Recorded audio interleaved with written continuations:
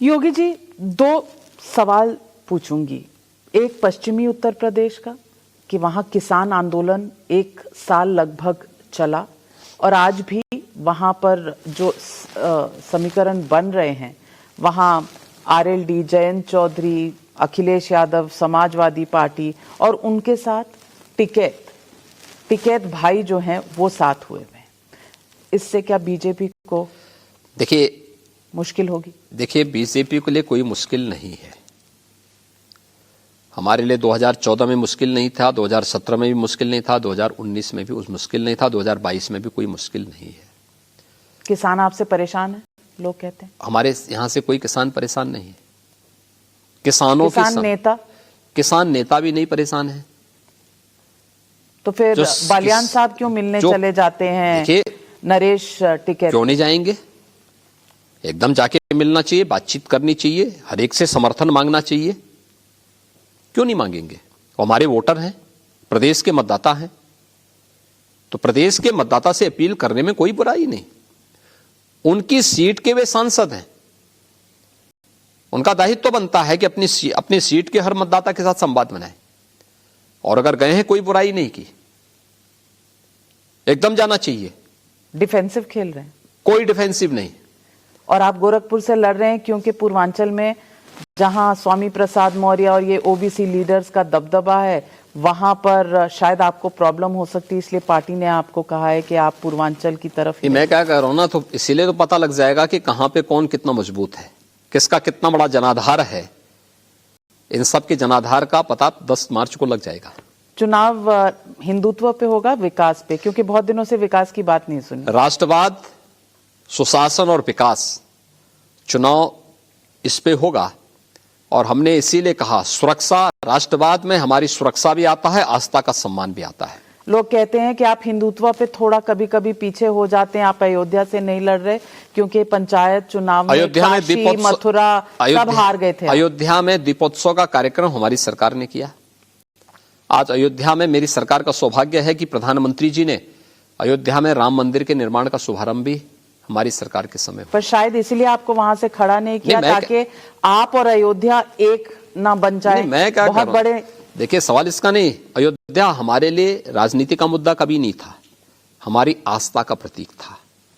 और अयोध्या के प्रति हमारी आस्था सनातन है, हमेशा रहेगी।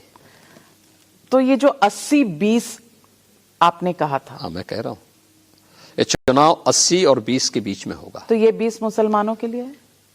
देखिए, आप जो समझे, लेकिन मेरा मानना है 80% लोग जो सकारात्मक ऊर्जा के साथ प्रदेश की सुरक्षा, प्रदेश की समृद्धि, प्रदेश के गांव, गरीब, किसान, नौजवान, महिलाओं और प्रदेश के सभी तबके के लिए संवेदनशील हैं, उनके विकास और सुरक्षा के प्रति संवेदनशील हैं, वे 80% एक तरफ होंगे। जो प्रदेश की सुरक्षा में सेंध लगाने वाले पेशेवर दंगाई, माफिया, अपराधी और आतंकवादियों के हितैषी हैं, उनके प्रति अपनी संवेदना व्यक्त करते हैं, उनके मुकदमों को वापस लेने की पैरवी करते हैं, वे एक तरफ होंगे।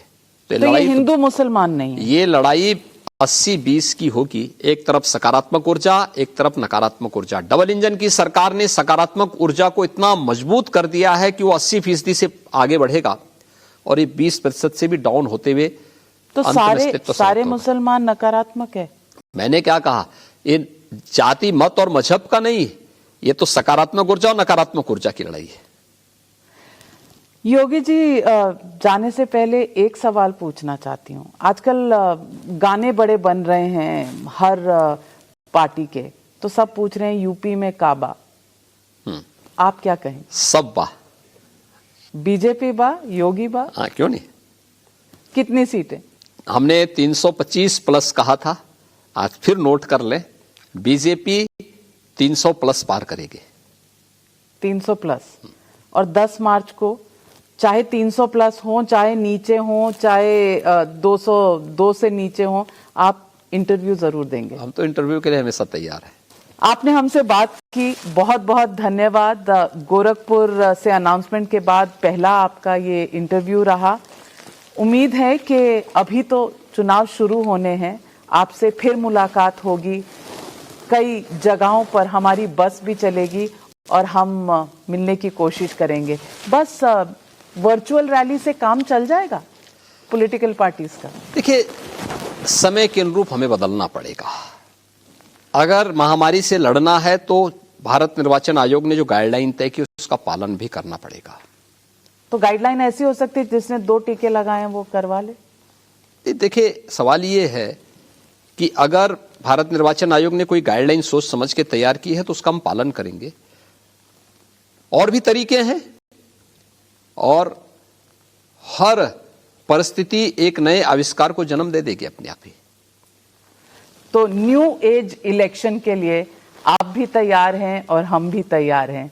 हमारे साथ जुड़ने के लिए बहुत बहुत धन्यवाद। धन्यवाद जी, नमस्ते।